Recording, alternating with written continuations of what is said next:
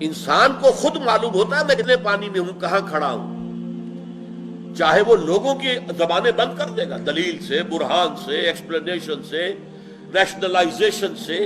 آپ دلیل کے ساتھ نہیں، یوں نہیں ہے، یوں ہے، میرا جو کیا تھا تو اس لیے کیا تھا، یوں نہیں کیا تھا، میری نیت نیک تھی۔ آپ نے لوگوں کی زبانیں تو بند کر دی۔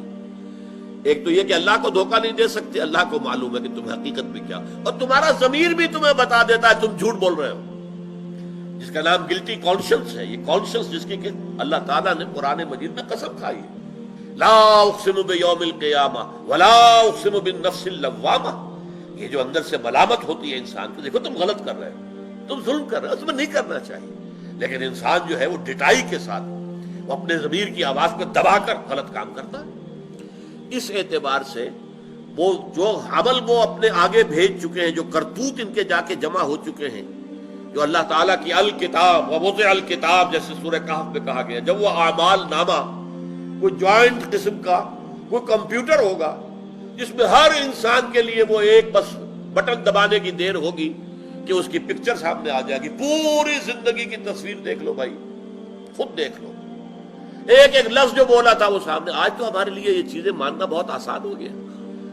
آج سے 200 سال پہلے لوگوں کا ماننا وہ کلیتاً ایمان بالغیب تھا، آج تو ہمارے سامنے ہے۔ آپ بٹن دباتے جو مر چکے ہیں ان کی آوازیں سن رہے ہیں، ان کے گانے سن رہے ہیں، جو بھی گلوکار یا گلوکارائیں مر چکی ہیں ان کے بھی گانے آپ پر ٹیلی ویژن کے اوپر ریڈیو پہ سن رہے ہیں، اس لیے کہ وہ سب ریکارڈ ہے، فلم موجود ہے۔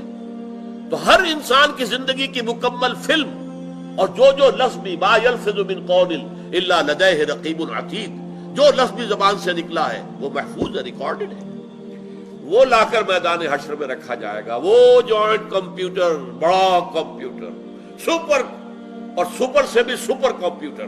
آج کل تو بحث دنیا میں سپر کمپیوٹر کی ہے، جو امریکہ صرف اس کی ٹیکنالوجی اپنے پاس رکھنا چاہتا ہے، کسی اور کو نہیں دینا چاہتا۔ کچھ تھوڑی سی ٹیکنالوجی سپر کمپیوٹر کی اس نے بھارت کو دی ہے، لیکن ہمیں تو وہ پاس بھی پٹکنے نہیں دے گا۔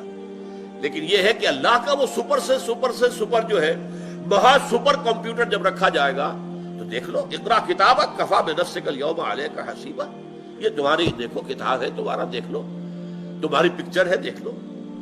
تو فرمایا جو کچھ انہوں نے آگے بھیجا ہوا ہے انہیں معلوم ہے، ان کا ضمیر جانتا ہے کہ انہوں نے حرام خوریاں کی ہیں، غلط کام کیے ہیں، انہوں نے جھوٹ بولے ہیں، انہوں نے اللہ کی کتاب کو چھپایا ہے، انہوں نے فتوے دے کر پیسے حاصل کیے ہیں، فتوے بیچے ہیں، خوب جانتا ہے۔ لہذا ان کا ضمیر جو ہے اتنا آلودہ ہے کہ وہ کبھی بھی اللہ سے ملاقات کے آرزو مند نہیں ہو سکتا۔